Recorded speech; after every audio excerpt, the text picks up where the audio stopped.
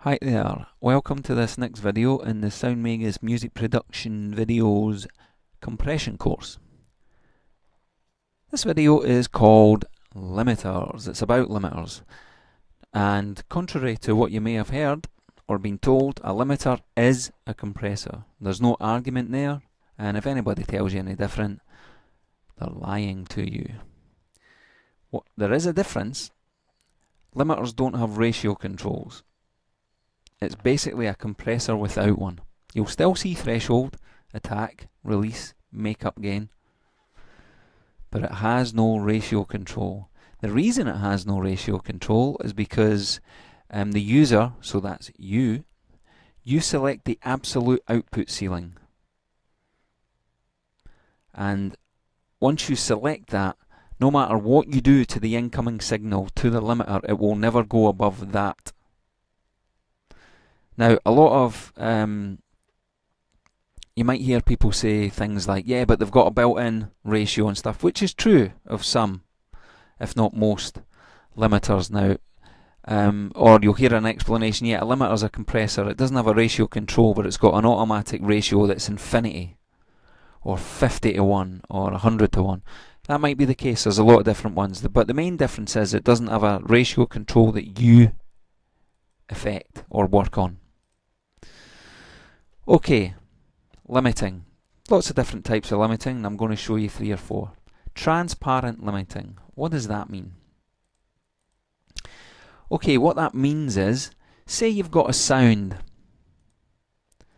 that you happen to be working on with a lot of processing. So let's say it's this sound here. Now we've got these 3 processors on the sound. This is the sound. Now, we want to add some distortion. You hear it, the distortion rips it to death straight away, and whack, the output goes through the roof. Okay, so we stick some EQ on it. We're forced to turn it down.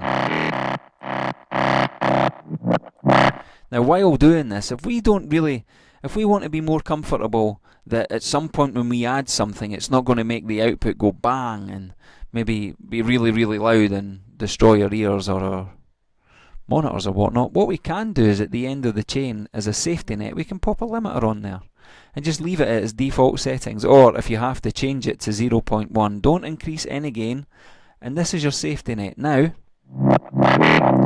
no matter what we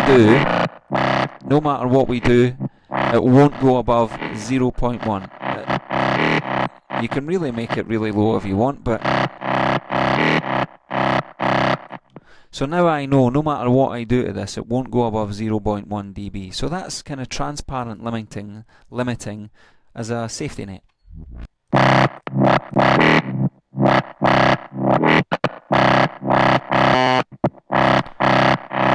Okay, that's very straightforward and basic. And that can be used in loads of different scenarios. And once you've got your sound, you don't have to leave it there. You would just adjust the level to make sure it's not. You can leave it there if you want. I wouldn't advise it though, I would say work with your levels. Okay, so that's transparent limiting. Another thing that we can do with a limiter is use it just to kind of keep control of the peaks on a side-chained channel. So let's say you've used your kick to sidechain a pad. So this is the pad, and we've sidechained that with our kick.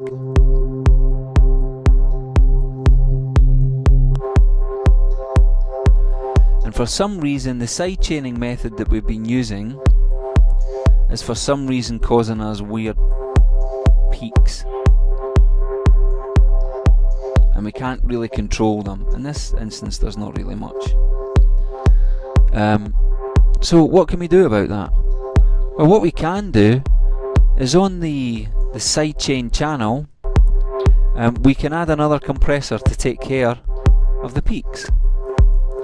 And when I say compressor, I mean limiter. So we've got a limiter here, And if we just add that in at the end, again, it's a safety net really. Now what we need to do here is look at the input and look at the output. So there's the input. Watch how it kind of jumps around all over the place every now and again.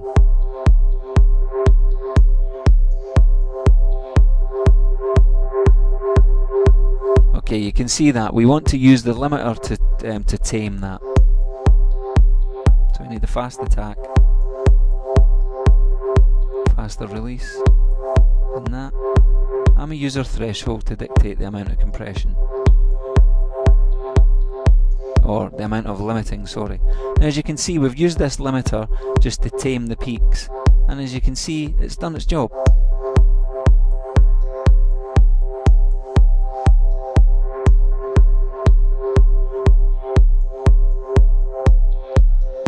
So that's another way you can use a limiter as a safety net when you've sidechained a signal that may be sending higher peaks through. So as a peak control, you can also do that with a compressor, but it's just something else you can do with a limiter. Okay, you can also use a limiter to increase the RMS of, say, a drum loop or something like that. So we've got a drum loop here. Let me just make sure everything's turned off first.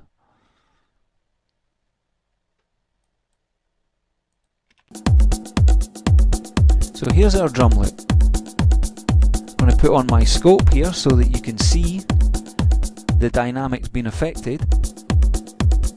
So here's the normal dynamics of that drum loop.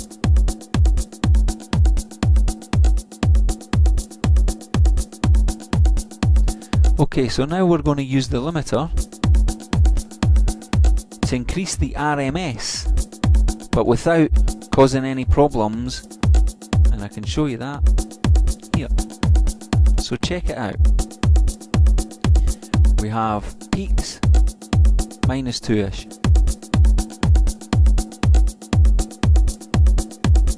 RMS about -13.7.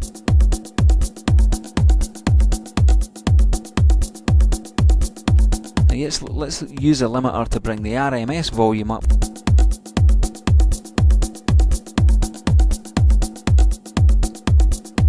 Watch this output here and watch the RMS here also.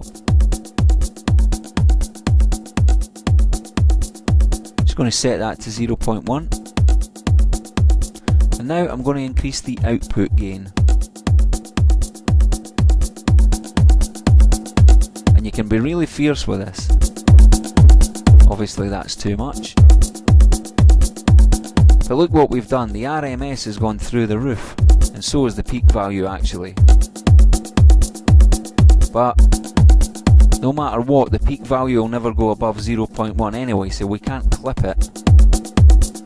But it's maybe a bit much. The RMS is definitely too much for my liking.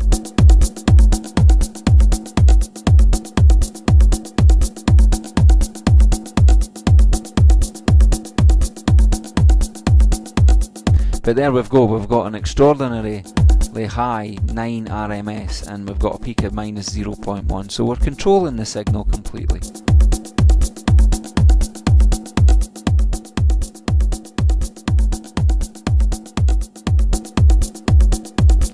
So what, 4 dB gain in RMS alone?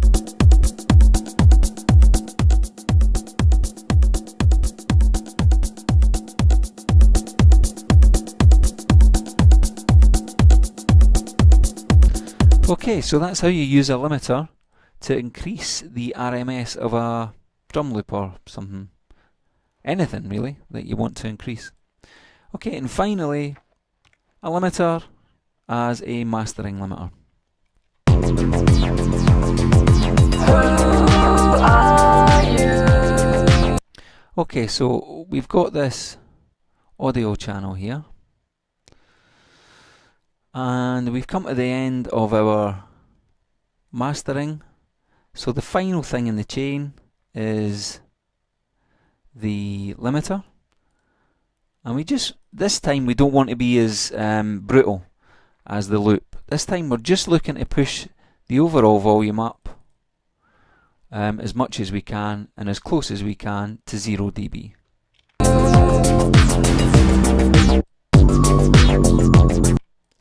So again, we come into the limiter, put it at 0.1. Check our details on our meter.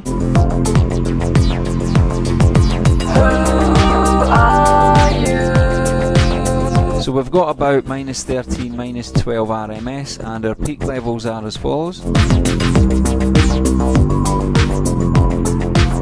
Okay, so we're looking to increase this by quite a bit. So again, output gain.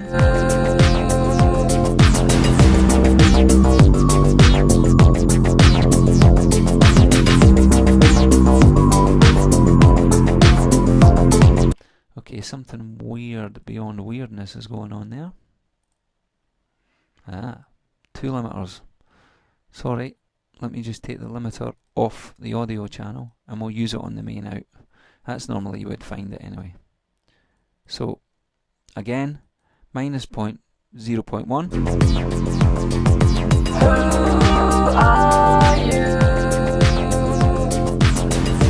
So we've got a peak of about -4.5 and an RMS of just under 14. So we want to get it up as close to 0 as we can on peak and about 10 on RMS.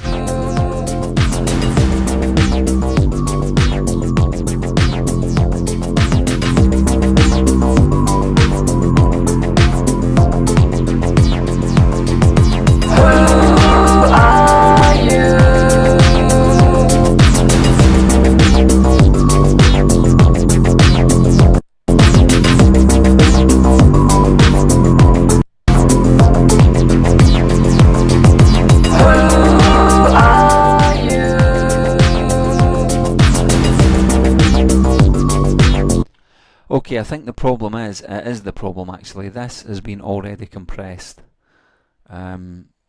So we're having issues. But normally on this final limiting process, if the mix is good and your other mastering processes have been done well, a couple of, maybe 3 dB is enough.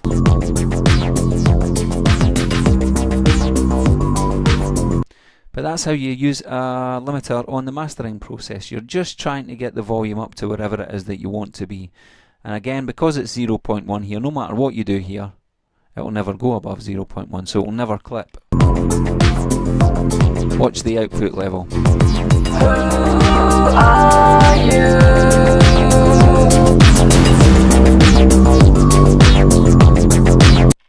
And of course, a lot of people nowadays in dance music do that. And this is all part of the loudness wars. And it ruins everything. So, that's limiting for you. I hope you found the information in this video helpful, and I'll see you in the next one. Thank you. Bye.